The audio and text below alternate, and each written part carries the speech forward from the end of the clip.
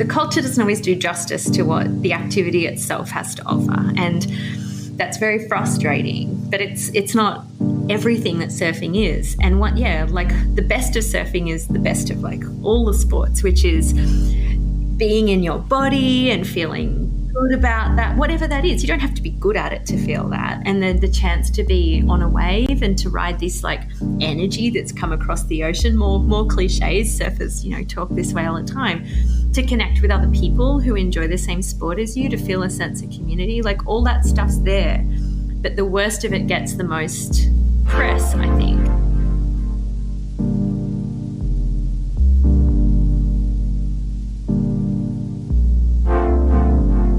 Hey everyone, and welcome back to the Transnatural Perspectives podcast. This is the show where we put nature in focus while sharing perspectives on society and culture across environments and landscapes. I'm your host Josh Bennett, recording live here in Oslo, Norway, bringing you conversations with researchers, artists, activists, and all kinds of other people from all around the world who are here to share their experiences and their efforts, give us some inspiration and some tools that we need so that you and me and we and everyone else can start working together towards a socially and ecologically sustainable future today. As we like to say, we must attack the issues of social and ecological injustice at large, from wherever we may sit or stand. The Transnatural Perspectives podcast is brought to us by listeners like you. If you find value in this show and you want to help it grow, please consider sharing this podcast, writing a review, and supporting the show.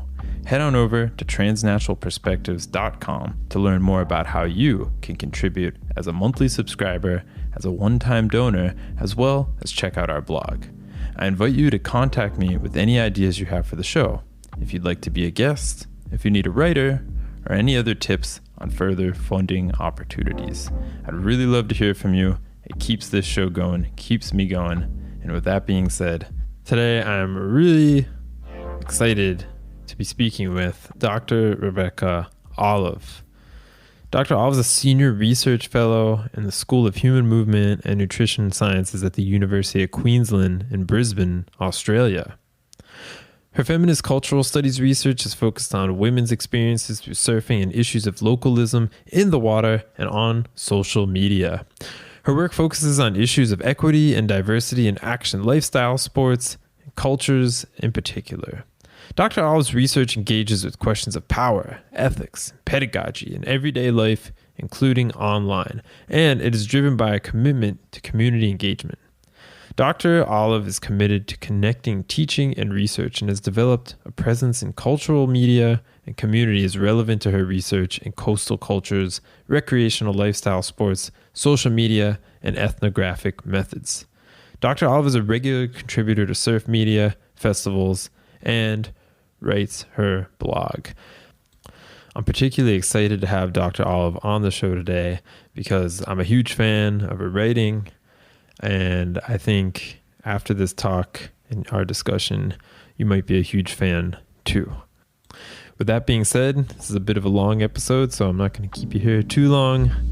Please enjoy the show and stick around afterwards for a little bit of reflection.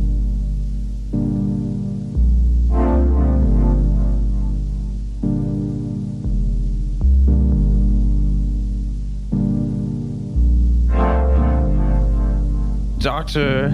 Rebecca Olive on the podcast today, and I'm really excited to have you on the show because we've actually been emailing back and forth for a long time about different articles and all kinds of stuff that I've been reading of yours, and thank you so much for coming on the show. Thank you for having me. I enjoy listening to this show, so it's a lovely thing to be able to be part of it. So I've been following your work for a little while now, and I have to say, aside from just the topics that you discuss, which are kind of hit close to home in me and spark my interest, I just really enjoy the way that you write. It's, in a lot of academic literature, can be at different levels of readability. And of course, it's very subjective to the reader. But for me personally, I find it, very interesting, very great research, interesting topics. And at the same time, very literary, interesting and nice to read. Aww. So for me, that's a big plus. And so if anybody's out there listening, I know I'm doing a plug. I should do that at the end of the show. I'm doing a plug now. look into some of this literature because it's very just nice to read. Oh, that's the best compliment I could get. Thank you so much. So anyways, now people say, okay, but what are we reading? What are we talking about here? I've tried to summarize it myself. Could you maybe just summarize a little bit of what you're researching and what you're studying here? Okay, so I research recreational nature-based sports. So the sports that I focus on are surfing and ocean swimming. And I focus on all the politics that happen with those activities. So a lot of the time with sports like surfing and ocean swimming, and other examples of nature-based lifestyle sports would be mountain biking and skateboarding could be one, skiing and snowboarding are other examples as well, mountain climbing. We often romanticize these activities as being separate from any political kind of behaviors, but actually they're really political sort of activities. So with surfing, I started surfing and realized there was some politics happening out in the water. There weren't as many women in the water. Often those women seem to get a lot fewer waves than the men. And I started wondering why. So like any sports that are sort of these non-traditional individual sports that happen in outdoor spaces have heaps of politics happening in them. And so my focus has been on sex gender politics, so the treatment of women in these spaces, but there's all kinds of politics that happen around sexuality and ableism, definitely race and ethnicity, around colonization. There's all kinds of politics. Yeah, politics amongst and between men, who are often the dominant group of people in any space as well. So I'm really interested in those politics because what I'd like to see is that these sports or these activities are more welcoming to more people, because they are wonderful activities that are full of all kinds of benefits to us. So I've been really interested in those politics and how we can change those politics, those cultural politics. So yeah, I started by studying women's surfing and looked at that for like the last 10 years or so. And so I was looking at recreational women's surfing, not professional women's surfing, because the professional versions of sports are so different to the recreational version. And for a long time, to understand women's surfing, we looked at surf representations in surf magazines, so representation of women in surf magazines. And surf magazines are notoriously sexist. It's like, that's not a controversial statement. They really are. And so that just isn't the lived experience of what it's like to be a mediocre surfer who surfs out in the beach for fun, which is most people's experience, right? I mean, no one wants me to say that, but it's the truth. So yeah, I wanted to talk to women and understand their experiences. And also I surf, so I used my own experiences as well. And talk to men too, to understand how they were seeing things in order to understand a more nuanced version of those politics. And more recently, my work's shifted a bit more into looking at the relationships between people and coastal and ocean ecologies, and the role of sport in connecting people to those ecologies, or making people feel a deeper sense of connection and having more knowledge and having more ethical relationships. And in amongst that, I also look at the role of social media in all that too. So, you know, if you're going to look at surfing culture, then social media is just a huge part of that, the way it is with other cultures as well. So I'm really interested in how people are representing surfing on social media in terms of women, how women are able to represent themselves. And I'm also interested in how people interact on social media when it comes to those kind of politics. I think that's about it. A lot of your work, you know, it goes from the very personal lived experiences of individuals, not just what we see in the magazines or what we see in the media, but then kind of takes us up through that into, okay, how is this consolidated or commodified or, you know, processed in a way that it then becomes something, you know, saucy to put out there in a magazine or on in the media, which is, yeah, typically quite different than what. So I think it's tremendous, the work you're doing of like getting these, you know, lesser talked about, lesser exemplified images and ideas and stories out into the wider audience. This is something I really appreciate. And I wish I was there around when you were doing these studies about what women, but then also sometimes men are thinking about politics of surfing, because I would definitely have some things to say about that.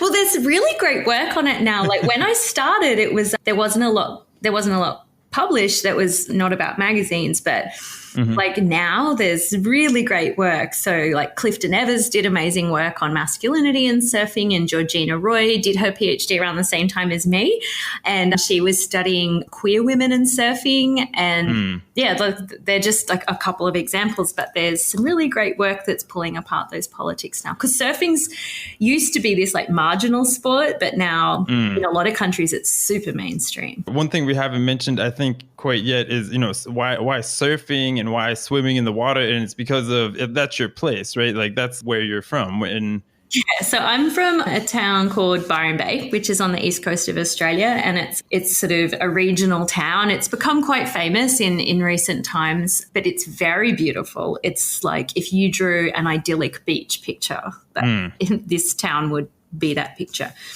And so that's the place where I grew up. And surfing is a very big part of the cultural identity of that town. It's quite a famous surf destination in surfing culture.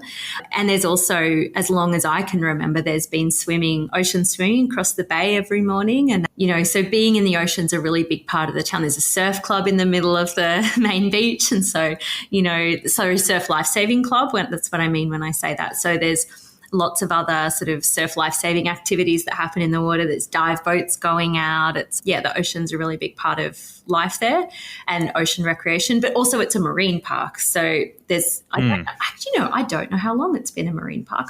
I have to find that out.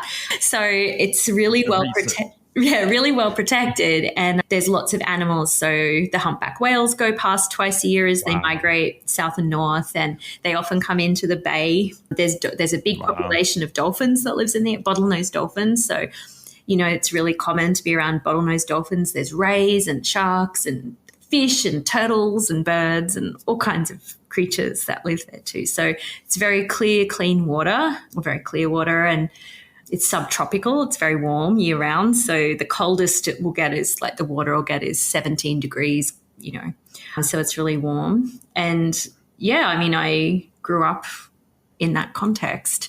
I didn't come to surfing till really late. And part of the reason I didn't surf till really late, despite all sorts of opportunities to do so, was my perception of surfing as something that girls didn't do.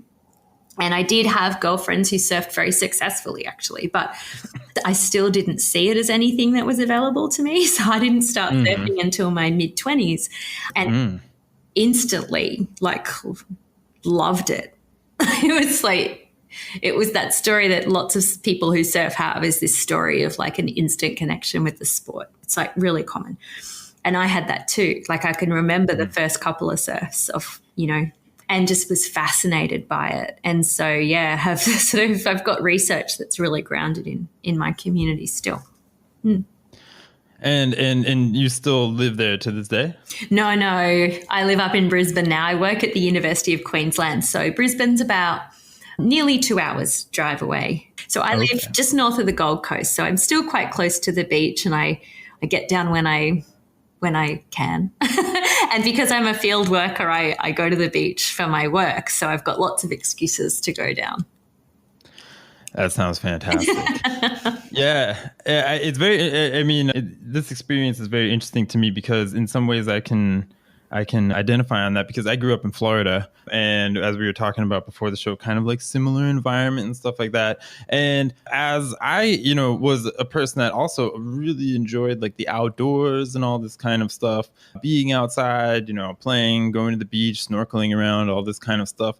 One reason why your work kind of resonates with me is because I was also one of those people that felt kind of pushed out of the surfing environment, because just wasn't that great at it probably, or I'm not supposed to get too personal on the podcast, but I'll just say, maybe I wasn't in the best shape back then as a little kid or something like this, and it was really just a really unfriendly environment for the most part, and it was a lot of how I would describe at least personally, as this kind of really masculine environment where if you didn't, you know, get out of the way or like get off my wave and all this kind of stuff. And I don't want to paint like a bad picture of surfing, because to me, it's something that's very enjoyable activity. Like most activities are enjoyable.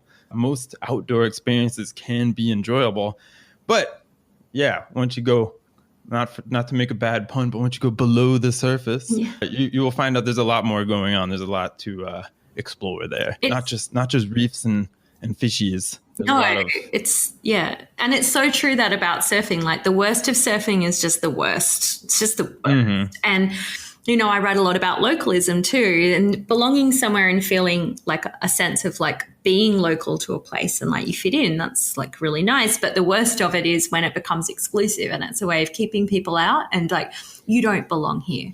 And surfing can be really bad like that. And part of it is a perception of what surfing is. And like, I didn't surf because I thought I wasn't welcome, because I thought everyone was so good at it. And that was the only way to do it, was to be really good at it. And actually, when you get out in the water, what you realize is most people are okay at it. Like some people are really good at it. And surfers, it's almost like there's a rule. Like you're not supposed to say you're only mediocre at it or bad at it. Like everyone's supposed to say they're good at it. And as happens in lots of sports, the people who get the most representation and the people who get to speak for the sport the most are the people who are the best at it, who are the professionals.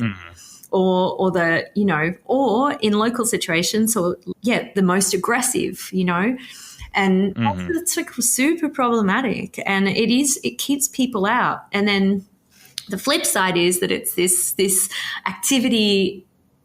It seems so counterintuitive that this aggression is part of it, because the nicest bit for me about surfing is when you're on a wave and you're just responding to it and it's taking you places you couldn't have imagined. And I'm a longboarder, right? I don't surf a shortboard. I surf like boards over 9 foot long. So they're really big and sort of maybe cumbersome, I don't know. But I find them cruising. Yeah, but I find them interesting because to figure out how to turn such a big board takes knowledge of the wave, it takes knowledge of the conditions, it takes a certain level of strength, but it also takes like a skill and experience and technique in order to maneuver it, and that takes time. But for me, the culture doesn't always do justice to what the activity itself has to offer, and that's very frustrating. But it's not everything that surfing is. And like the best of surfing is the best of like all the sports, which is being in your body and feeling good about that, whatever that is. You don't have to be good at it to feel that. And then the chance to be on a wave and to ride this like energy that's come across the ocean, more cliches, surfers, you know, talk this way all the time, to connect with other people who enjoy the same sport as you, to feel a sense of community, like all that stuff's there. But the worst of it gets the most press, I think, or it gets equal press with the best of it maybe. And it's not the majority of it. It's just that if one person paddles out to a lineup and they're awful, they just make it so awful in lots of ways.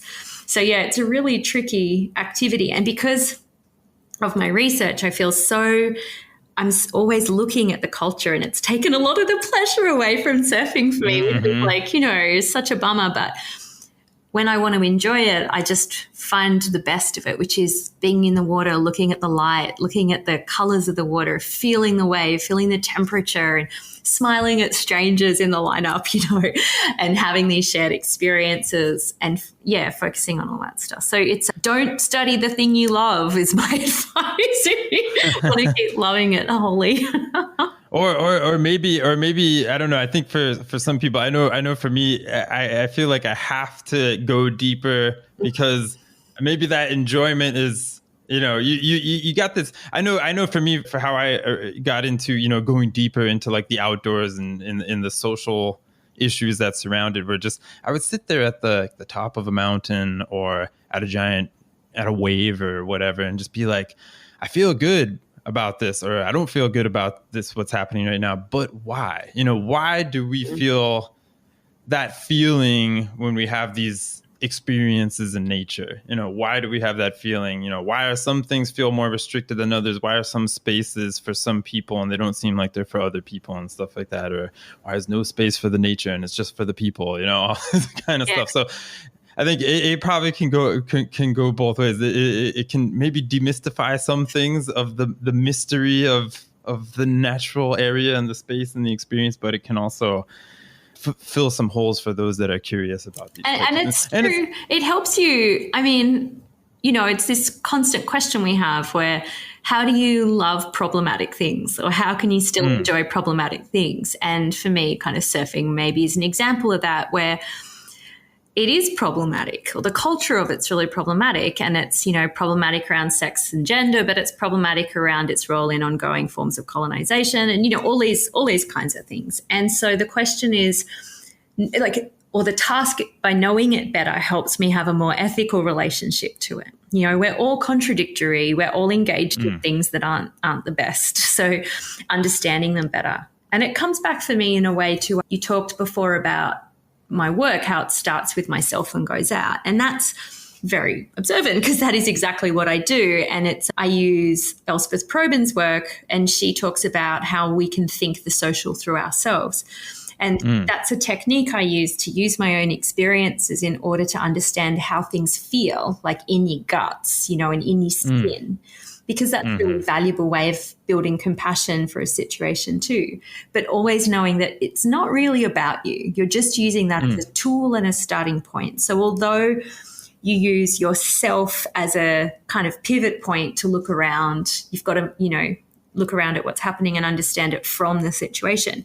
You then have to expand out. Like, it can't be a self-indulgent way of thinking about it. So you always have to talk to other people and go to different vantage points and look behind you as well, and imagine the other factors that are influencing what's happening. So you use, like your example before of sitting there and going, why do I feel so great right now? Or why do I feel so uncomfortable right now? And understanding all the factors that do that. It's such a great, well, for me, I found it such a productive approach to research, to think, yeah, why do I feel so proud of doing well on that wave? Like, why do I care? The same as, why would I feel ashamed if I fell off? Like, why would I care about that? So understanding those moments. So would you say you use a lot of autoethnographic techniques mixed with like ethnographic techniques?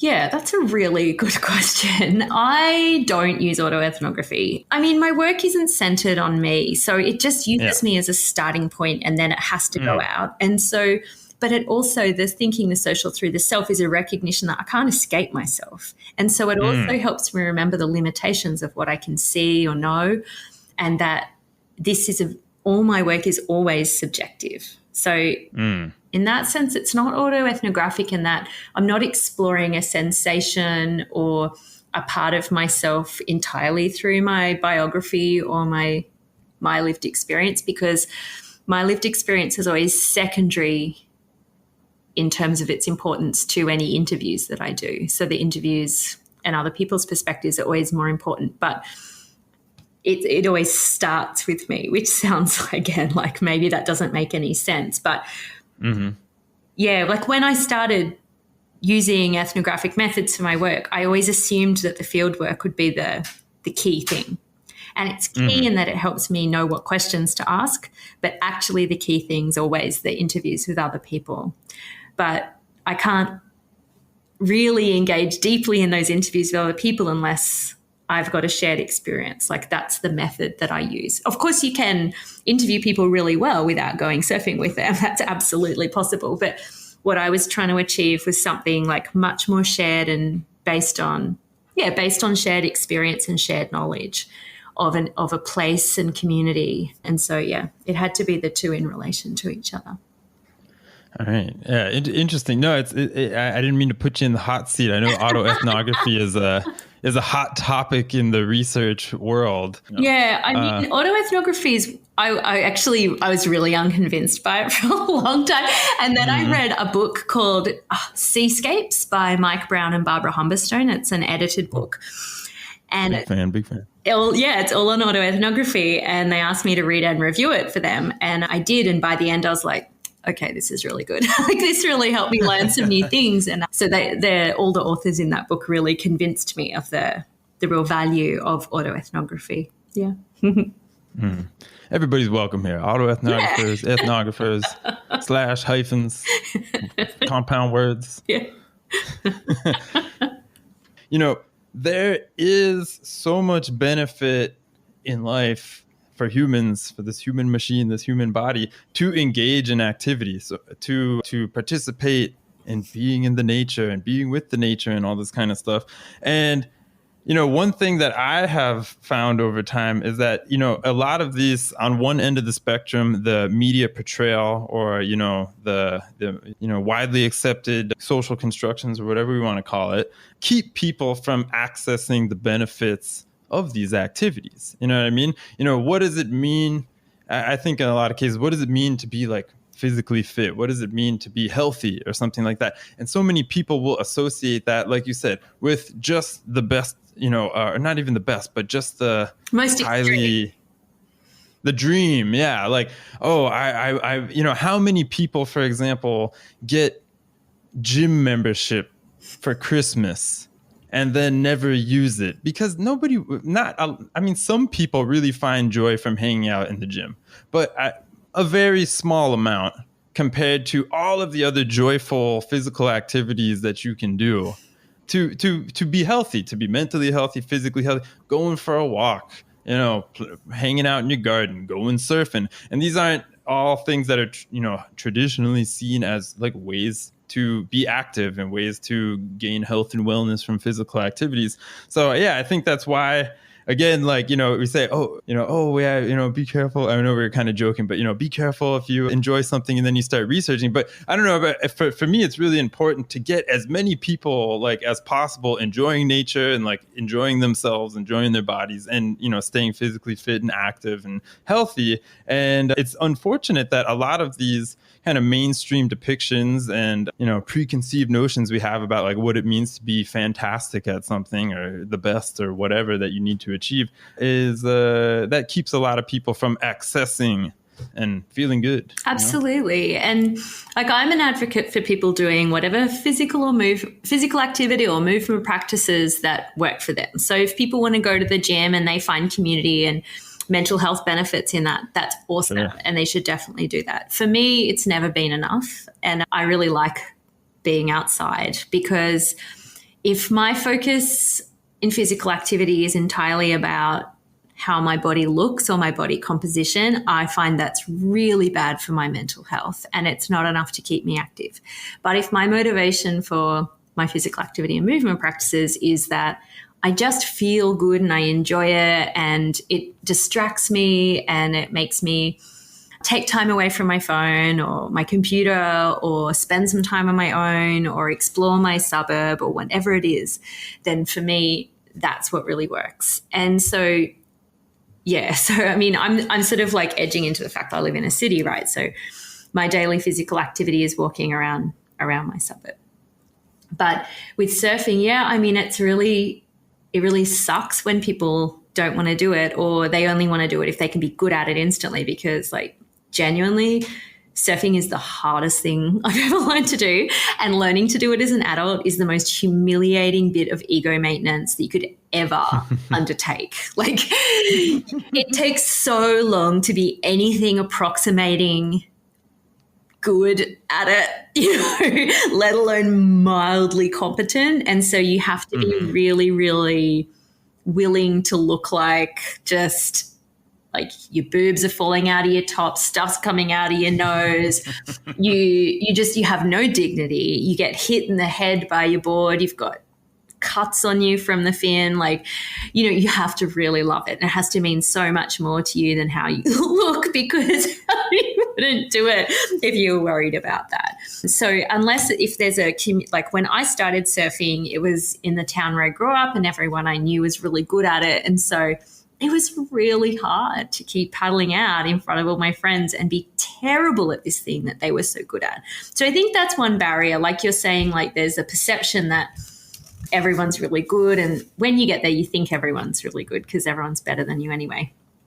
But then other sports aren't like that. I mean, like I'm ocean swimming a lot more than I surf at the moment. And part of it is the inclusivity that I've found in that community. And there's things to say about that. Like when we start talking about access, we can't just talk about the culture in terms of performance. We have to talk about the identities of the people who do it. And when you talk about ocean swimming, you're talking about like just lots of white bodies, like loads of them. It's like a lot of it must be, there's not many people of color that I see in the ocean swimming communities. And there's, it's very middle class, and, like it's done at times a day that make it hard for like maybe parents of young children to go if you're going to be in a group, because it's more done in mornings when it can be difficult. So once we start talking about access, there's a lot of other things to consider in why people might or might not engage in these sorts of sports. With ocean-based sports, there's things to consider like the wildlife, and definitely in ocean-based sports, obviously fear of sharks is a really big deterrent to people participating, which seems like a really reasonable deterrent to me. Also, not having grown up on the beach, and so not knowing how to read the water or being afraid of waves too. The ocean's terrifying. Like, I find it not that. It took me a long time to understand that the ocean wasn't something that everyone knew how to navigate. So, to know how to navigate your boundaries. And I could still get caught in a rip and drown. Like, that's definitely a possibility. But I understand that that's a possibility and that that's part of the risk. And so I know how to make decisions about where to swim and when not to swim and so on. Waves are really scary to people who haven't encountered them, because I taught my niece how to jump waves, and how to duck them and how to feel comfortable with the sensation of being tumbled in them. So there's lots of barriers in those ocean spaces. And that's just like, we're just talking about beaches, not forests and mountains, right? That's got their own barriers. So all of that. And then if you've got mobility issues, sand, so the beaches where I grew up, they don't have ramps down to the water. Like, it's really difficult for people. Soft sand's very difficult to move on. So there's, definitely. And so there's a lot of issues around that kind of access, logistical access for people too.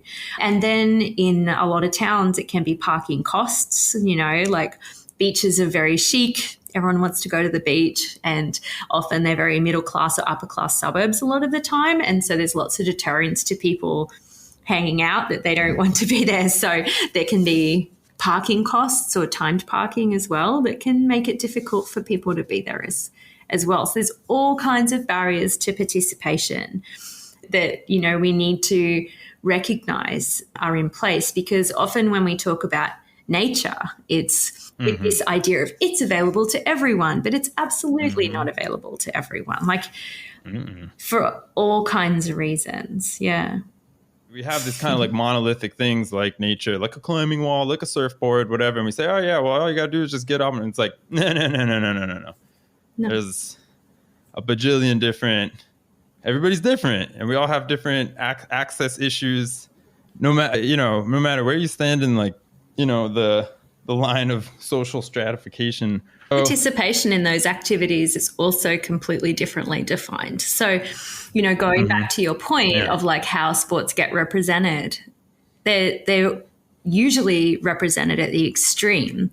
And I think there are shifts, and I think the cold swimming phenomenon that I've been following is a real example of that. But like for me, when I started surfing, like now I have more expectations of myself, but a good day on the surf for me is like actually just going at the moment, But when I started surfing, it was really challenging to me because I grew up doing ballet and wanting being pretty invested in being a lady, a good young lady. And so to sit on a surfboard with your legs apart, straddling a surfboard in public, in swimmers, that was super confronting for me. And I found that really difficult. And being ugly in public. So in ballet, your pain is hidden through a relaxed, gentle face.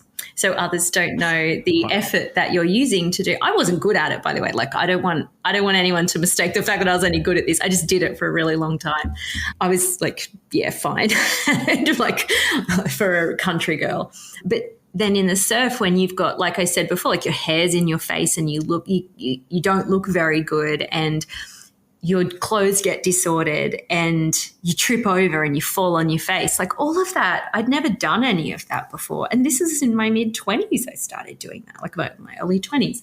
So, that was huge for me. And so not only am I trying to figure out how you catch a wave, in terms of the logistic of the sport.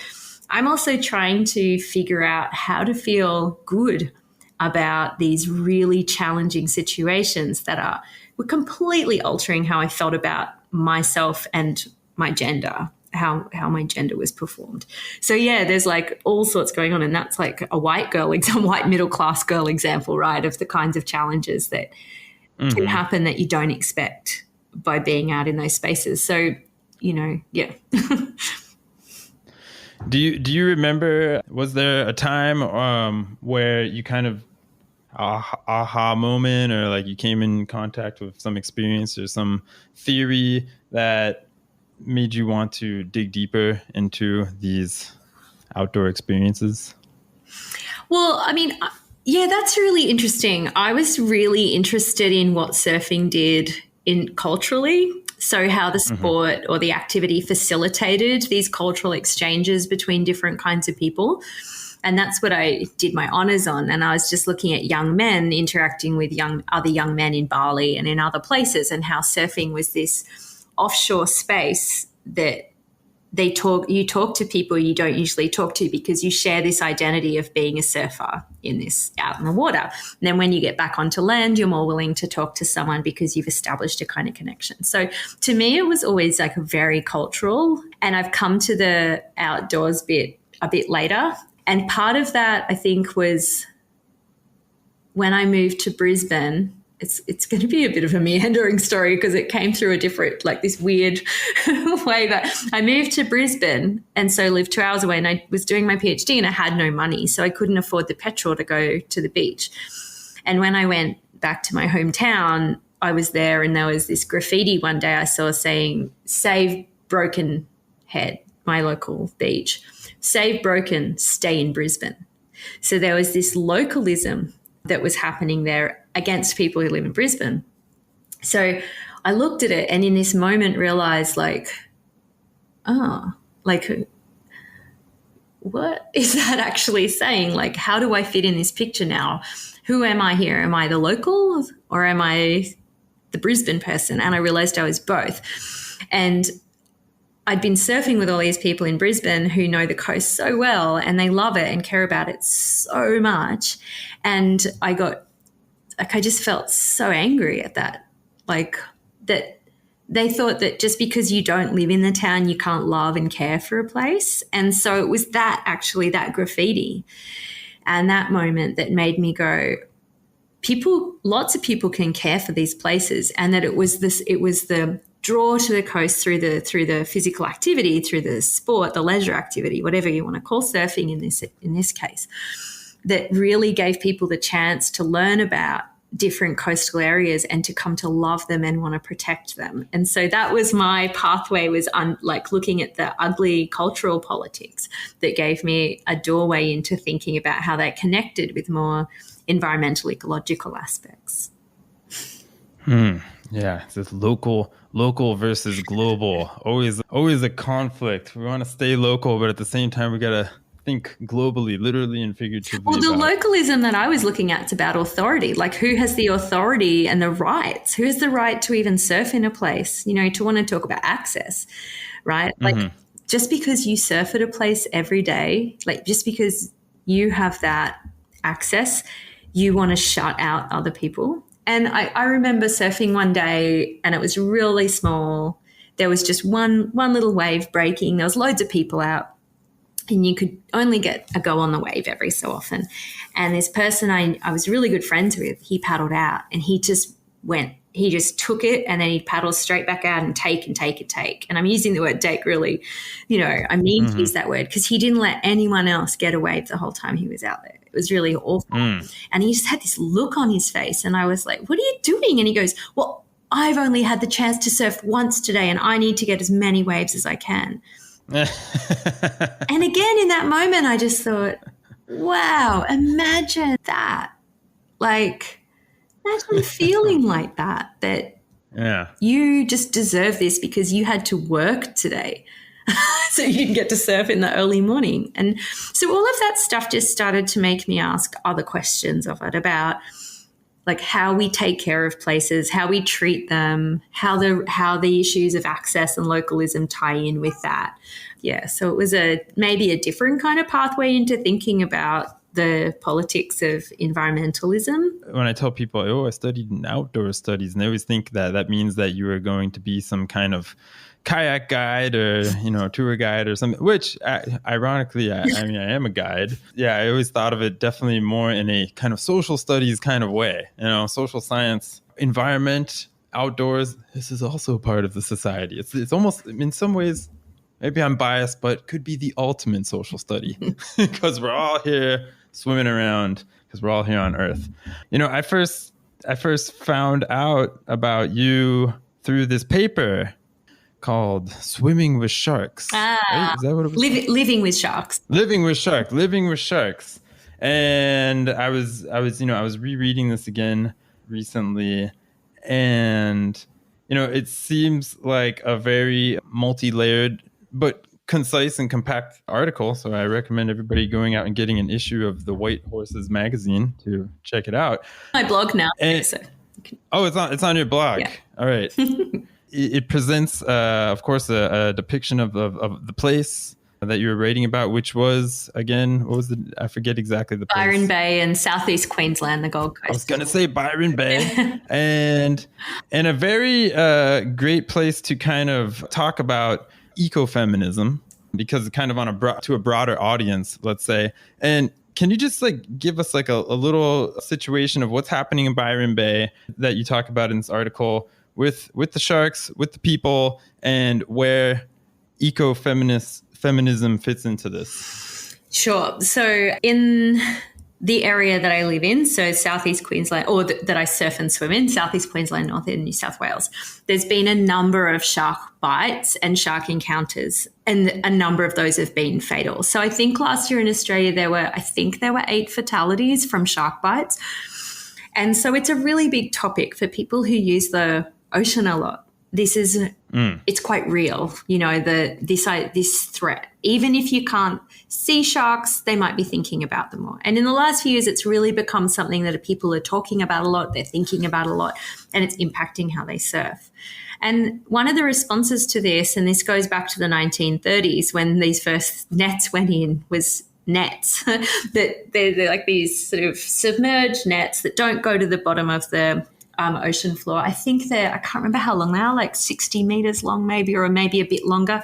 So they're just like this hanging net in the ocean that's there to give a perception of safety.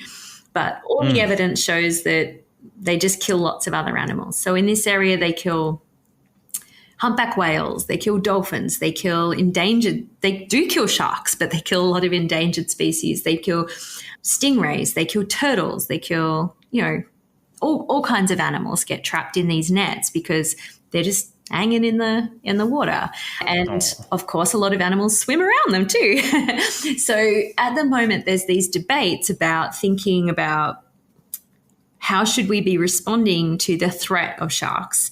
And it's not just a threat because people have died from shark bites in the area as well. So I'm trying to think through the ethics of that. Some people just want to cull, that we should cull targeted culls of particular shark species, in particular great white sharks, tiger sharks, and I think it's bulls, which are the species most commonly associated with biting humans. But then others are very opposed to this and say, well, it's their space, and if you want to be in the ocean, you need to accept that. So I'm really interested in thinking that through and interrogating my position on that too, because I'm really scared in the water a lot. Like now, I didn't used to be, but I think about it a lot when I'm in the water. But do I think that the life of these amazing creatures, these huge, incredible creatures, sharks, that they should be killed so that I can partake in a leisure activity? Like, do I think that? And for me, the answer is no. But I'm talking to a lot of people to try and understand why others think the answer is yes. So genuinely, without judgment, I want to understand these different perspectives. And so this has led me to think more about the ethics of how we live in environments. And So my starting point for thinking about ethics and politics was feminism. And so I wanted to expand on that because for me, that's a real foundation stone because it reminds me to always think about politics and ethics and power. And so I started looking at kinds of feminism that engage with more ecological politics. So ecofeminism is a really, really good one. And what's really just as a little diversion down that path is ecofeminism extends on the idea that we need to think about the inequalities and oppressions amongst people and to think about the inequalities between people and nature spaces. But good ethical ecofeminism doesn't just stop at sex and gender when it thinks about power. It also thinks about colonial, in the case of Australia, let's say, colonial politics or the politics of black bodies in spaces or the politics of sexuality, you know, as we were talking about before, like the multiple politics. But once you start talking about land and ecology and place, when you live in a country shaped by colonization, which so many, you know, of us do, it becomes really important to think about the politics of that. So I found ecofeminism really useful because it pushes me to go past myself, to go past the things that I see immediately around me and to start working to critique my position and to understand the position of the people who were here before colonization. So in this case, Aboriginal and Torres Strait Islander people. Yeah, so that's kind of like a little riff on that theory. And yeah, and so I am like a lot of the ecofeminists I've been looking at are also to interrogate whiteness and white supremacy. So Indigenous and First Nations scholars are doing this really well, right? So Dina Gillio-Whitaker and Karen Ingersoll and Robin Kimmerer are doing this work. Like they're quite well-known names who are doing this work. But if I'm going to interrogate like what underpins the nature-human divide as I try and understand the right to life of sharks, the spiritual element of a lot of those ontologies is really difficult for me. And also I don't have a genealogical claim to the kinds of knowledges that are drawn on. So for Indigenous Australians, to talk about a relationship to place is to talk about ancestors and that go back, 60,000 years. It's to talk to being of the land, not just living on it, of being part of it and in an ancestral sense. So to being connected in these really deep ways. And I can't make those claims. So if I want to really challenge the human nature divide where humans are separated from the ecologies that, in this case, we must swim and surf in, for me, those white feminists have been really important. So the Indigenous feminists have been, or Indigenous scholars have been really important in making the critique and highlighting everything to me, those like the politics of place. But as I interrogate my own ontology, it's people like Val Plumwood and Anna Singh and Donna Haraway who've been super important in helping me start to break that down in myself in a way that really resonates so that I can get to a place of shared knowledge. So with the sharks, I was like, okay, well, how can I think about this differently? And they're not my ancestors, so I can't like co-opt that because it suits me and I want to feel that way. So the history, Val Plumwood shows in her work, she shows that the nature-culture divide is a result of Western philosophy, of sexist Western philosophy that saw the human as above nature. So it put civilization and art and, so on and philosophy above living in the natural world. And then the natural world came associated with women and femininity. So there's this double thing happening that's both sexist and white supremacist at once. So, it's like great. So she really unpacked that in a way that made sense to me and helped me understand my own assumptions about the world. And then starts to go, well, how can we challenge this from that position?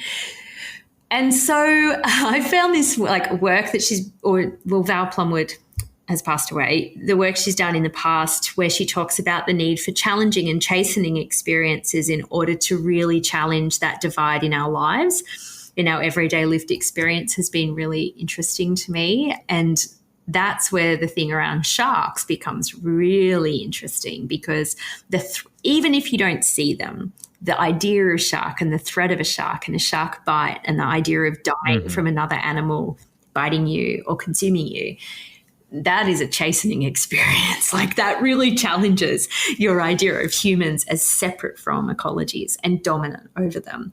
So being immersed in water for me is a really great way of constantly reminding myself of my vulnerability, of my fragility, of the fact that I am part of these ecologies, in lots of different ways. And it's a pretty sort of dramatic one in lots of ways. You might be someone's meal, you never know. Yeah, no, but, and that's not to anthropomorphize sharks, to go that, there's sharks, it's not personal. They're not going, that Rebecca Olive, like, she's a real piece of work, I'm going to go get her. Like, that's not what's happening.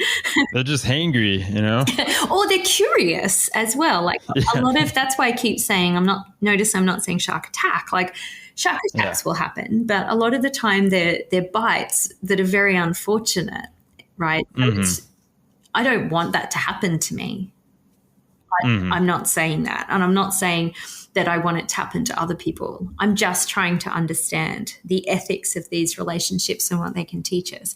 So at this point, am I comfortable with the ideas of sharks being culled so that I can feel a greater sense of safety when I surf or swim? No, I'm not. Am I still scared of sharks when I'm in the water? Yeah, I am. And is that a productive way to feel? Yeah. And not everyone feels like that. Like, the people I swim with, a lot of them do feel that way, the same as me, but a lot of them don't.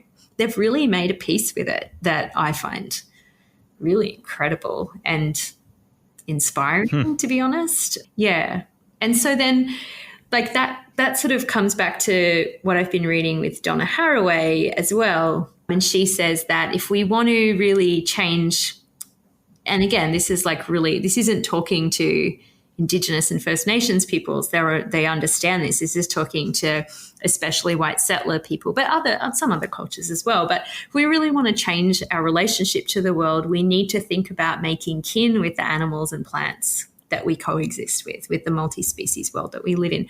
So we need to think of them not as something we dominate, but as something we have a relationship to. And yeah, so I find that really helpful too. Yeah, so they've been like really key in the work that I'm doing around sharks. So if I think of sharks as an animal that I share the world with, that are, part of that world, it just starts to shift my thinking about my place in ecologies. Is that?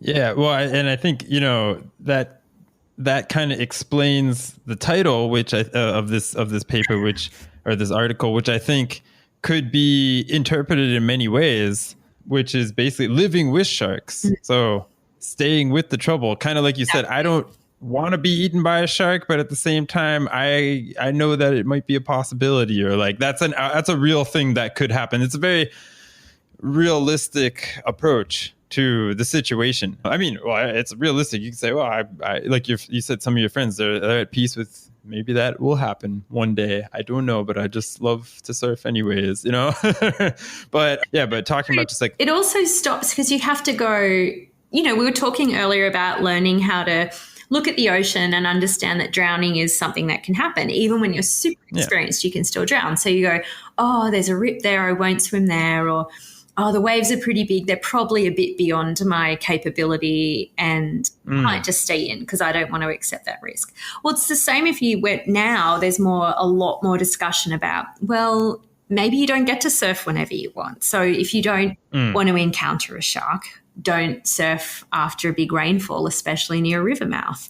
There was a whale washed up at a beach, like some beaches down from like some popular surf beaches, and the advice was you just shouldn't surf at the moment if you don't want to encounter sharks, because that whale carcass on the beach is bleeding into the sea and it's attracting a lot more sharks to the area. So, this might not be a good time to surf. Don't go near a bait ball. So when you see lots of birds diving into the water getting fish from a huge ball, called a bait ball of different kinds of fish, that's probably not necessarily a great idea to surf or swim near that either. So it's also starting to read and navigate things and understand you don't always get to do what you want to do just because you want to.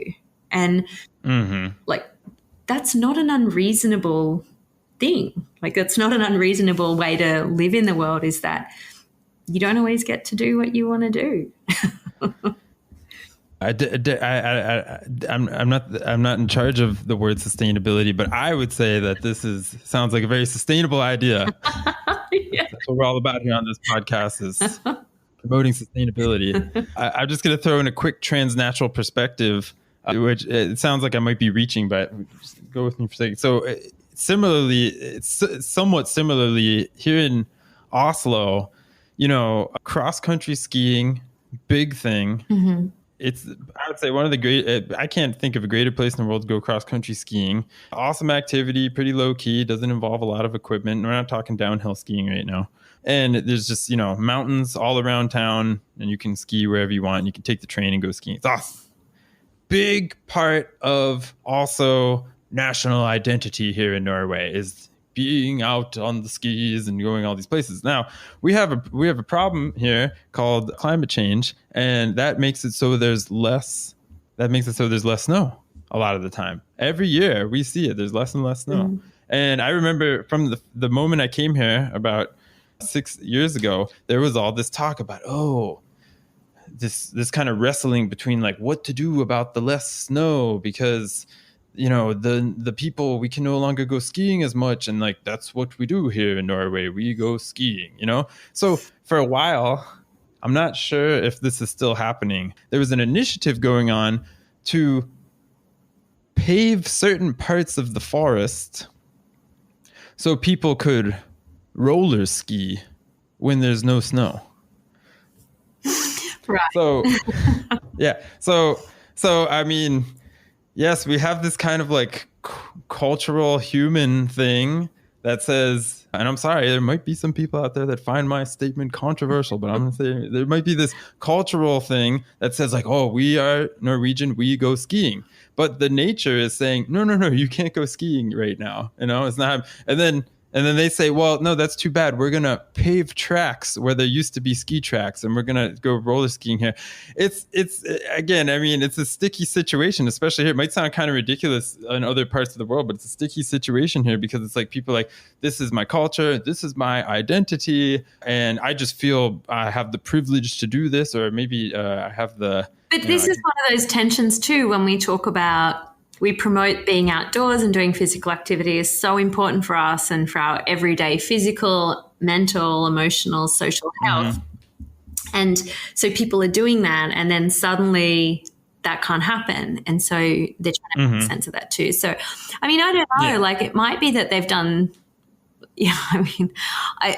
I'm intuitively not a fan of the idea of putting down those tracks, but it would be really interesting to see any of the research about environmental impact, because it might be that those tracks create maybe less impact in how people move through a space, so they're more directed through a space. True. And I don't know, that's a really interesting one.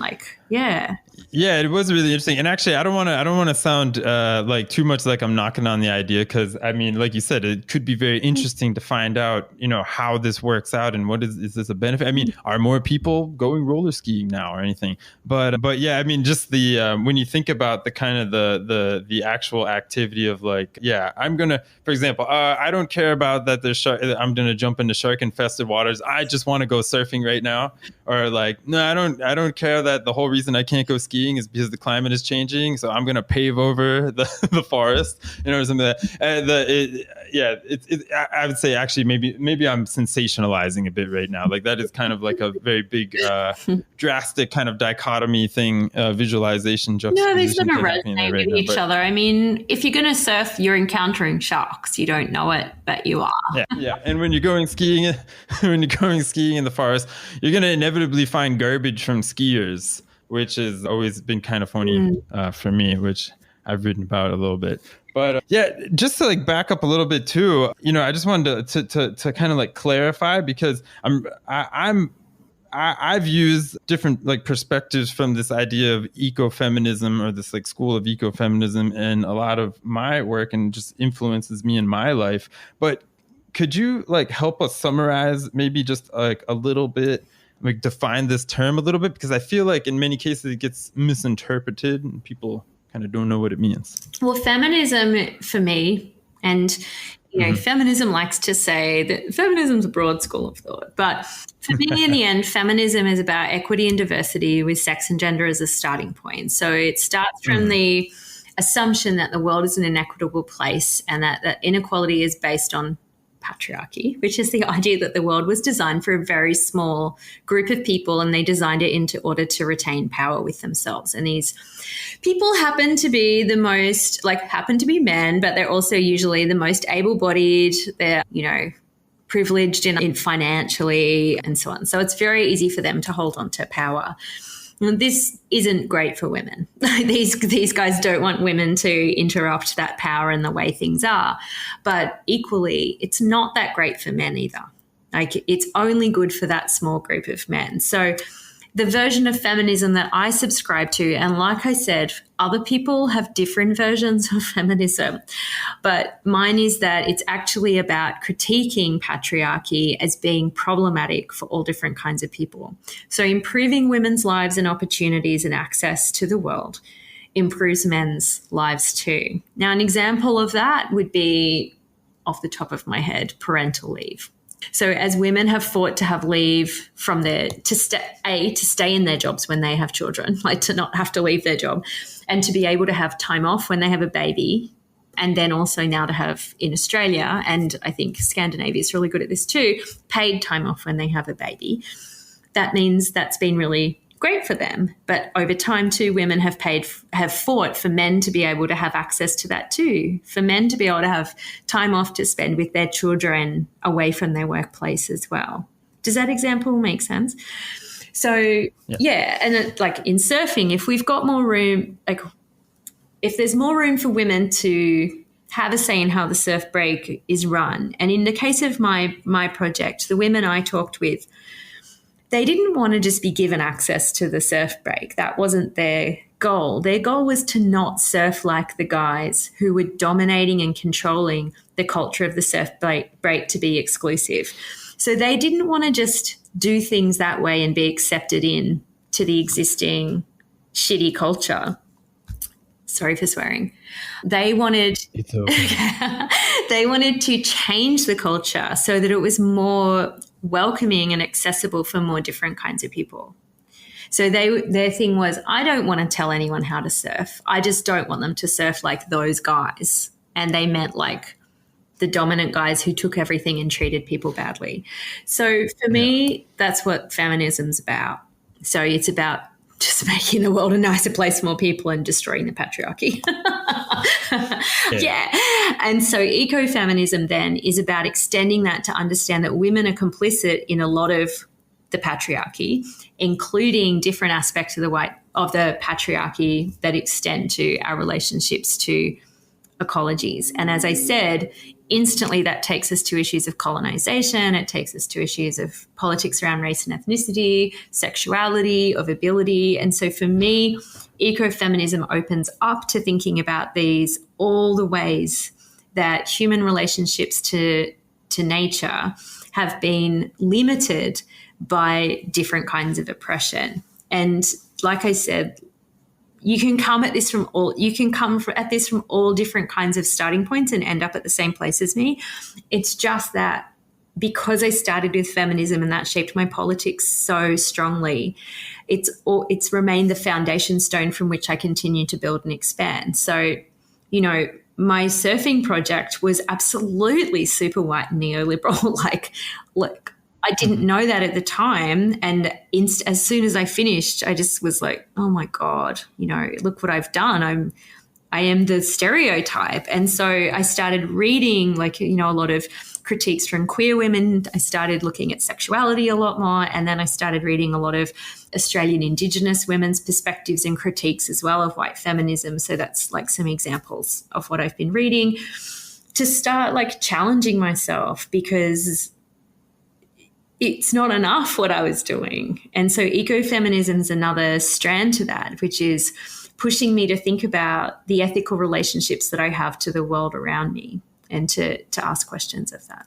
Yeah. So one thing I'm thinking, because and I know that we're going to get into it in a little bit too, because I know that you also have a big interest in media. Okay, so of course, nowadays, if you go on social media or if you go in the real world too, or well, they're kind of both part of the real world. They're both the real world. Yeah.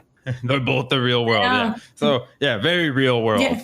There's so much just crazy conceptions about feminism and like people around the world that are just not open to this idea, and a lot of tropes and stereotypes of people that subscribe to these kinds of ideas, me being one of them.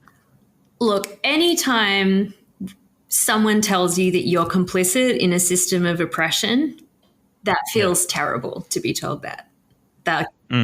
No one wants to hear that. You feel shame, you feel anger, you feel misunderstood. Like, it sucks to be told that.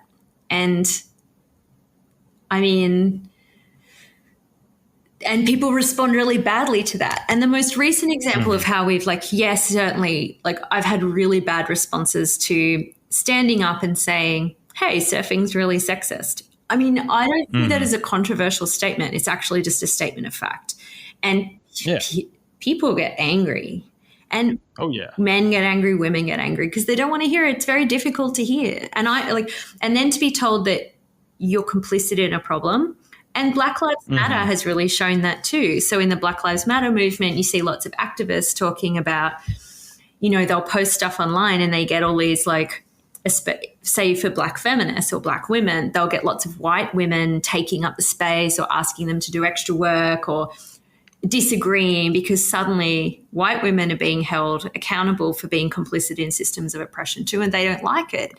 We don't like it. I should include me in that too. So people just react really badly. And it's the same with thinking about ecologies. Look, I'm not a vegetarian, for example. And I think about that a lot. And, when people I don't eat a lot of meat, but do I always know where the meat comes from? Can I be sure that it's not coming from farms that are treating animals massively unethically? No. And so I have to accept that I'm complicit in this system of oppression for different animals as well. So if you're not comfortable with admitting that, if you haven't thought through that and how you fit into that, you can react really badly. And I think what we need to understand is when someone says to us, you're part of a system of oppression, to continue with that sentence, it's not entirely personal. They're talking about you being part of a system that, that affects us all. Say I eat heaps of meat from animals that are factory farmed. That's terrible for those animals. And it's terrible for the bigger picture of the entire world. It doesn't help any of us for me to engage in those practices. Does that make sense? Do I want to be yelled at for it? No, not all the time. Do I need to learn how to be yelled at and told that I'm part of this? Yes, absolutely. And so I'm more practiced at that. And sometimes I react badly to stuff still too, like we all do. But you've just got to learn to be able to go, yeah, I'm wrong about this. And I really need to listen to what this person's saying and to take them seriously and show them the respect to hear their point of view and to hear their wisdom and their knowledge, and to take it on and to sit with it for a while, staying with the trouble, as you said before, which is Donna Haraway's line. And it's difficult work, it's really difficult work doing that. So I understand when people react really badly to being told that some of the behaviors they engage in are really problematic, because I don't like it when people say that to me either. But we just need to get better at it and learn how to hear it, stay with it, and then not only stay with it, but change our behavior. Or be able to justify why we're not and live with that, accept that by not changing our behavior, we're continuing to be part of the problem. Yeah, I think critical thinking and critical receiving of critical thinking is also, important part of the process. Well, I was reading a paper today. I forget the author's name, but I'll find it and give you the link to share with people listening. And she was critiquing ecofeminism because she's saying that ecofeminism has the capacity to just reproduce the very problems that they're trying to change, because they're not listening to Indigenous and First Nations, especially women in this case. So they're just speaking over and for women without listening and understanding that their worldview is different and diverse. And so there's got to be a lot more listening done. And these are really great and important critiques that are being made that you need to sit with, or we need to sit with in order to really understand them and know how to process them effectively in a way that helps contribute to the kind of change that we want to see. And a lot of the time, what's difficult is that you realize that you have to give something up or you have to change something about yourself. And sometimes you don't want to do it, So you have to decide, well, do you want the world to change? Do you want communities and places to change for better? Or do you want to hold on to this thing that you're unreasonably attached to? Like being able to surf when I want to surf, right? Something for me, one of the most interesting things about this is that if you look throughout time, if you look throughout history, social movements, social occurrences, the ways that people are interacting with each other, the way that humans treat non-humans, the way that humans treat the natural world is very much entwined in this idea of that which we feminize and that which we, in many cases, that which we feminize is considered to be something lower, something to be discriminated against. Or it's something sacred that needs to be, put on a pedestal exactly. as well. And this is one of the problems I have, personally, with a lot of the more contemporary spiritualities about the Gaia stuff and women and wellness. Mm-hmm. Women are more connected to nature and they understand it better, because if you want to buy into that and if you want to say that women are not just more connected to Mother Nature, then you need to, you can't be super upset about the flip side of that either. So, men are really connected to the natural world as well. Gender doesn't exist beyond human constructions. It's a performance of a body under particular kinds of terms. So there are things around female bodies and childbirth that I don't have children, so I don't know. I haven't experienced and understand that women can find very sacred and connecting to ecologies in different ways, but I can't really speak for that. But in terms of the idea of how we see nature as something to be dominated, we already start seeing gendered language, exactly dominated. It's got to be taken care of. I mean, this is how women were treated for a really long time. But we also see, in terms of, it's also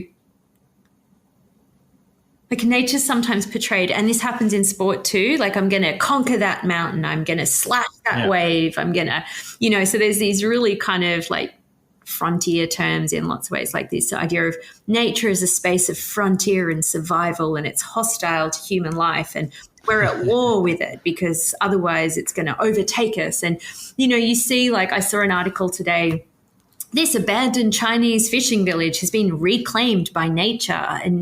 Or during the pandemic, nature is healing, we are the virus, all these kinds of narratives that if you take humans out, there's some kind of return to the way it's meant to be.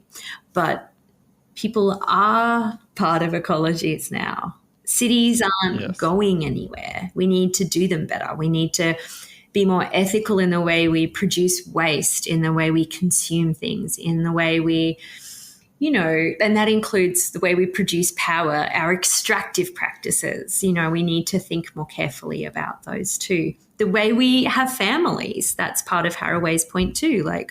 Need to rethink our models of how we have families, which is really radical. And it's really radical to some people too. So that's where it starts to intersect with queer studies as well, I think, the critiquing of the sort of nuclear family as well. So it's those gender critiques of how we think about nature is so, to me, they make so much sense and they help explain a lot. Yeah, and the thing is why I think that this is so important, really, when we are talking about ecofeminism, it has a lot to do with, are you trying to dominate the natural world, or are you trying to be a part of it? Yeah, it's a rethinking of the ethics of those relationships, the ethics and the politics of those relationships. And to do that is to really challenge the way things are done. And the way things are done right now is it's not going to keep working, you know, and that includes, like, as I said, it's gender is a starting point for that. Sex and gender is a starting point for that, but that expands. You can't talk about sex and gender without talking about sexuality, you know, and you know, if you're going to live in a place like Australia and you're a white settler, you can't talk about that without thinking about being a settler politics. You can't think about that without thinking about colonization and the treatment of Indigenous Australians. You can't think about any of this without thinking about what it means to have mobility issues or a disability or some kind of impairment that shapes your relationship to the world. And, you know, I mean, it's an interesting time because one of the things that has been said a lot, and I'm in Australia where our COVID situation is pretty good, like where we have mostly freedom of movement, and that's a whole other discussion, but that I just want to recognize that, understanding that not everyone has that. But this situation that we're living in internationally has amplified is often the thing that gets said. It's not revealing new problems. It's amplifying the problems that already existed. Like, who are vulnerable people when it comes to health and healthcare, and, you know, how do we treat people, and what's the ethics of our aged care systems, you know, like all these kinds of things are really standing out. Who we know that, well, we think we know that being in outdoor spaces is like a good option for exercising, that going for walks or being near the sea or those kinds of things really good. So then who has access to those spaces? Who has access to inner city? Who lives near parks where you can go? If you have to stay local in your area and you're not allowed to move around so much as is happening in lockdowns, then, you know, who's being taken care of in different ways in terms of the infrastructure that they have access to? Have they got trees around them that they can even see from their, you know, homes? Have they got, like, I live in the inner city in a, you know, like internationally small city, but my view is across trees. I have an amazing view of the sky. It's a 10-minute walk for me to be in a park that a creek runs through that's full of mangroves, and I live in the inner city. Now, that's a really privileged position to be in, you know? Yes. Yeah. So, like, this is what, like, for me, these authors that I've been reading, the critiques of the authors that I've been reading as well, have really led me to think about really deeply is those everyday privileges that shape my relationship to the world, and who else do I want to have access to these things, and, like, who doesn't have access to them, and who does like, if I have access to these things, what is that shutting down for other people? Right. Yeah. So it's like there's not much comfort in it. If you're looking for, like, a position of comfort where you can just sit and feel good, smug about yourself, this is definitely not the kind of work that people would want to undertake, because you don't get to just stop. You don't get to reach a point where you're like, oh, well, I'm in the right now. Like, I know the best way to live in the world, because there's always another thing that you're missing. You know, there's always another piece. There's always something you can do better. And maybe that sounds exhausting, but I actually find that, like, that's how I want to be in the world. Oh, it sounds fantastic. I totally understand. I mean, you know, I can relate to it. I sit here and I think, okay, I live, you know, I can see the fjord from here. I'm not like by any means like a well-to-do person, but I mean, you know, around the world, I see the fjord, you know, from my window. That's incredible. I don't know how that ever happened. Like, I have buses and trains like all around here. I can hike a little mountain that's like 10 minutes over there, and, you know, I just happen to be here, and that's the key. I just happen to be here. There's certain reasons why, you know, maybe I happen to be here, and then we're all just very lucky or luckier, and, you know, whatever our position might be.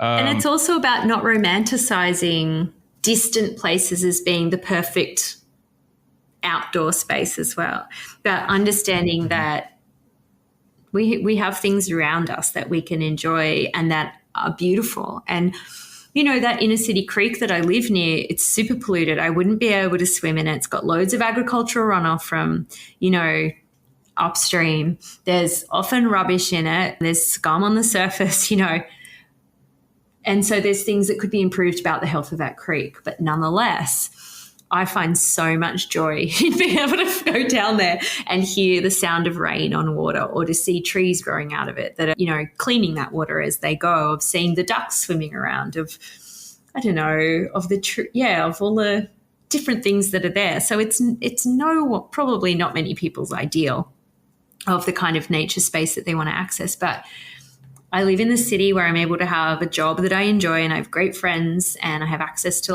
lots of galleries and museums and things. And in addition to that, I also have access to these parks that they're not ideal, in terms of how you'd want to draw the creek that you want to hang out in, but they bring me great joy, and I feel really lucky. And so, I don't want to end this thinking that I'm advocating for some kind of romanticized notion of the outdoors, because as long as I've got a view of the sky, I feel pretty good, or I'm able to see up into, look at the sunset and see the clouds. I feel really lucky about that. But yeah, it's understanding that nature, use that word, manifests in all kinds of ways that humans are living with. So yeah, I think that's really important, is not to romanticize so much, but be happy with what we have. I'm a big advocate, as I've talked about on this program before, about the idea of adventure around the corner. It's another nice way of, some people say, place-based experiences. But because most people around the world are living in cities, and it's continuing up. So we're talking about getting outside. A lot of the times today, we're talking about getting outside in an urban area. I believe you mentioned earlier, Mike Brown told me one time that they were always taking the students out to some faraway place, like 6 hours away, to go whitewater rafting or something. But then one day they were like, why don't we take them surfing? We can go surfing right here. And that's not, maybe that's not in the British tradition of outdoor education, which, is heavily influential, but that's here in Australia, or by the beach, save the river 6 hours away for the people that live over there, Nice to go to these places. There's other costs to that too. So if I want to drive to the beach, I'm in my car using fuel, and, so there's my tires are shedding plastic into the waterways that inevitably run next to the highways. So there's all these kinds of little costs as well for me to go surfing that add up over time. But for me to, on foot, walk down to the waterway down here, maybe pick up some trash if I see it. I mean, people take pretty good care of it, but that's a very low impact activity in comparison that I can get loads of joy out of, and that it's a different kind of joy, but it's way more accessible, and it's always there for me, right there, 10-minute walk down there. And on that 10-minute walk, it's on roads, but I'm walking past people's gardens, and they grow the most beautiful plants. And, there's neighborhood cats walking around, and they'll come up and say hi, and I get to know them. And okay, those cats kill birds, but there's loads of birds around too. So I'll hear kookaburras laughing, and I'll hear magpies warbling, and I'll get swooped by a bird maybe too, which is terrifying, but also part of living in an ecology, so, and I see the houses also, these beautiful houses that so beautifully designed, and that people take such pride in and they take care of. So I get so much joy out of all these different elements of the walk just to get to the creek. Yeah, living in the city is really, for someone who grew up on a beach that was, when I was young, it was a pretty isolated beach. It's not so much anymore. It's really busy. But to have learned to find so much joy in the inner city, that took me a while. But I feel like no one can ever take that from me. I'll always be able to find that in the different places I go. If I can find it, like I said, it's why I've become so, I love looking up at the sky and seeing clouds. And I'm lucky. I live in a city with pretty clear air. So the sky is always available to me. I can always look up and find freedom there and imagination there. Even if I'm surrounded by buildings, I can see up to that space. Yeah. Do you see a role of leisure in terms of achieving sociocultural and ecological sustainability? My argument is that it's really important to that giving people the opportunity to have these, well, we talked about chastening experiences, but also deeply pleasurable experiences in outdoor spaces. It can change your relationship to it. So you have an encounter that can be profound or it can be simple, and it makes you think differently. Or you see an animal that you really liked, so you look up what it is, and then you might learn something about it. So there's that kind of like aspect to it. It being in water and the feel, like taking time to be in water, for me, it's getting away from devices. Like, it's really important. But like being in a different element where I am not in control of what happens, and where I'll be paying attention to the different ways that light plays out, different ways of different temperatures, and having to adapt my behavior and make decisions about how I engage in places for pleasure, like to take my pleasure and leisure, and realizing that, I can't always do it the way I want to do it. I think that's no small thing. Yeah. So my argument is that engaging in sports that happen and leisure activities that happen in outdoor spaces, in nature spaces, is actually should be encouraged, and it should be better facilitated by councils and governments and community organizations, and by the sports and leisure activities themselves, because doing these activities is actually good for the spaces in return. So I get so much out of going swimming, for example, like going ocean swimming. I get so much out of that. I feel good. I'm meeting up with some friends. I'm seeing some fish or a stingray or something, and I get out of the water and I'm buzzing, and the temperature of the water makes me feel really good, and the salt and the minerals in the water is really good for me. Like, I get so much out of going swimming. So in return, I want to take care of that place. Like, I don't want it to be ruined and dead, because then I'm not going to be able to participate in it. So in a way, it's kind of a selfish, I guess, like a self-centered kind of like way of thinking about it. But you really come to care about the places. And for me, it's like learning to be willing to make the sacrifices that are needed in my consumption practices, and in order to take better care of those places. So I don't go to the beach as much, and in part, that's a decision to use my car less. So no, I'm not getting to go to the beach as much as I'd like, but that's part of like the trade-off for me as well. Like, that's definitely been a decision that I've made living here. So yeah, I think that sport and leisure has a really important role to play, because we know it's really good for our health in lots of different ways. There's so much pleasure involved in it as well. And it's also all about navigating different kinds of politics, social and cultural politics as well. And it's another way of understanding issues of access, equity, diversity, and inclusion in society.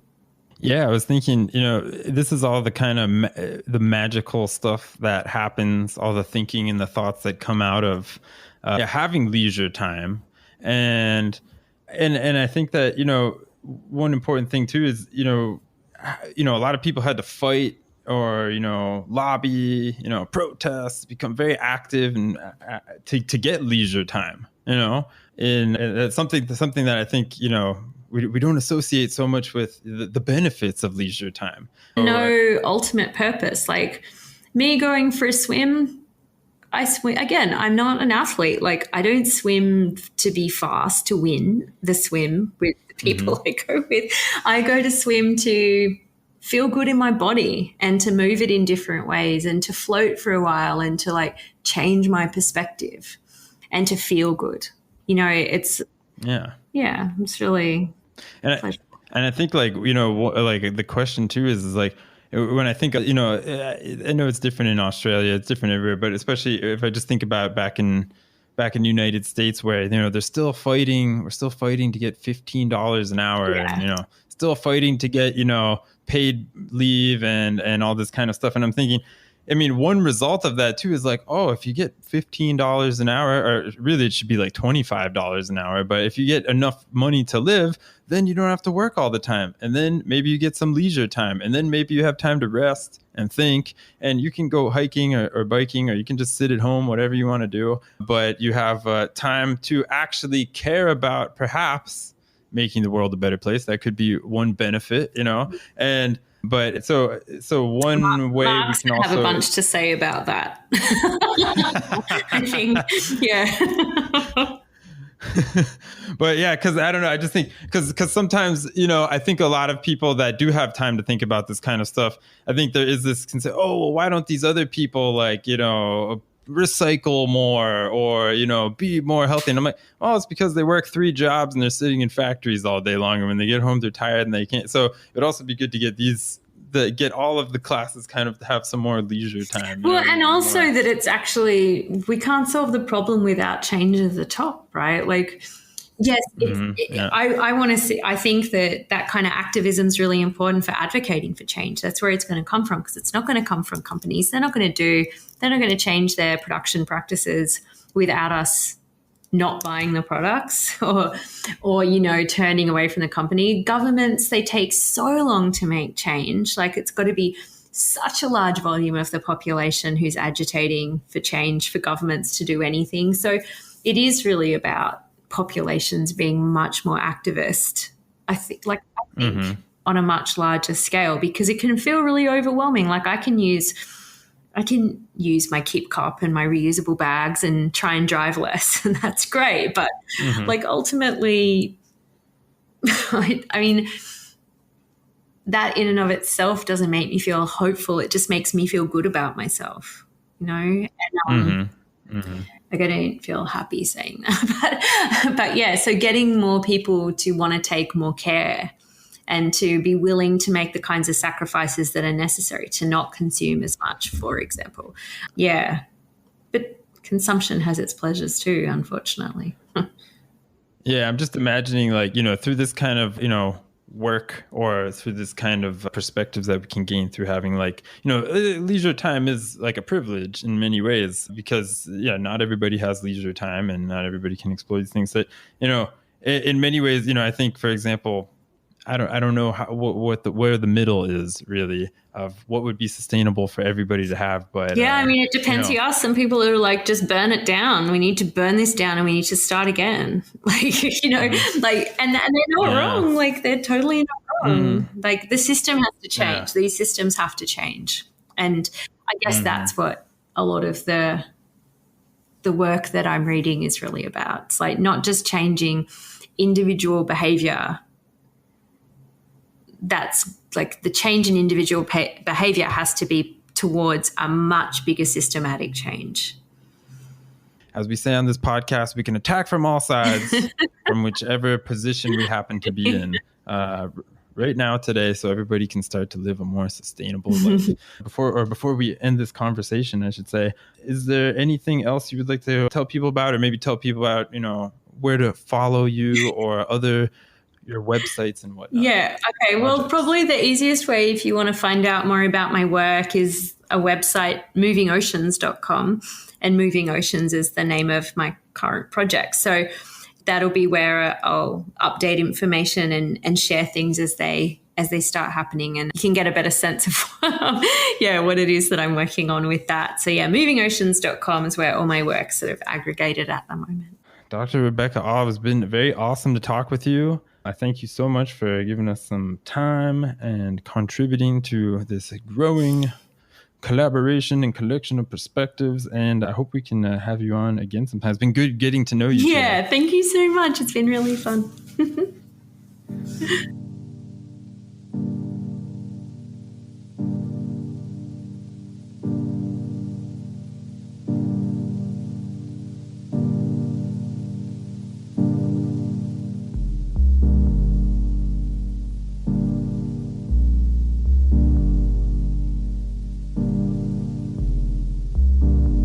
All right, everybody, welcome back, and thanks so much for sticking around. Thanks to Dr. Rebecca Olive for taking the time to talk with me and all of us today.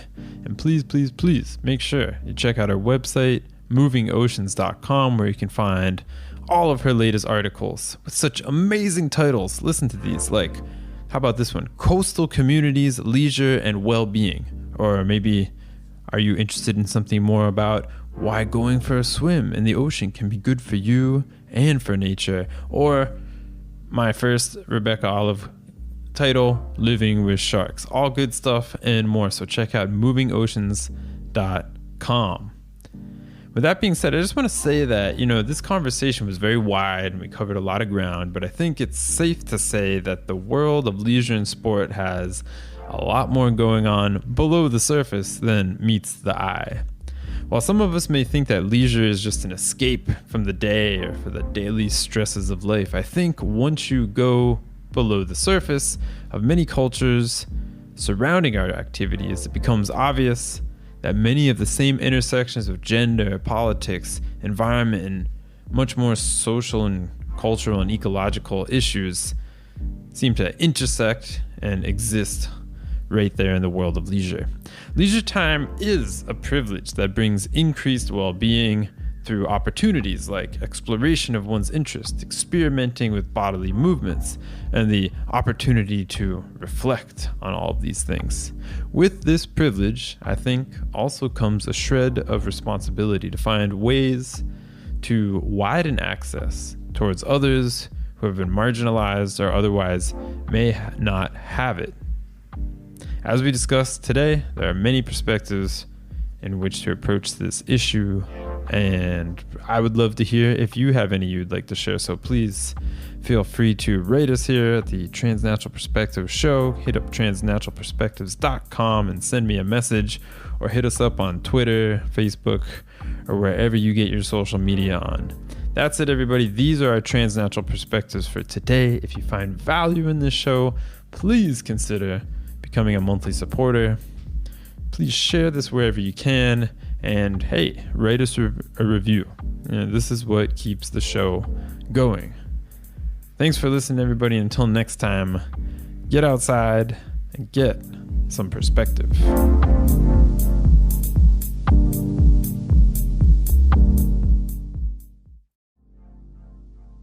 Greetings, everyone. This is your host, Josh here. Happy to say that the Transnatural Perspectives podcast is brought to us by listeners like you. If you find value in this show and you want to help it grow, please consider sharing this podcast, writing a review, and supporting the show. Head on over to transnaturalperspectives.com to learn more about how you can contribute as a monthly subscriber, as a one-time donor, as well as check out our blog. I invite you to contact me with any ideas you have for the show. If you'd like to be a guest, if you need a writer, or any other tips on further funding opportunities. I'd really love to hear from you. It keeps this show going, it keeps me going. And with that being said, thanks for listening.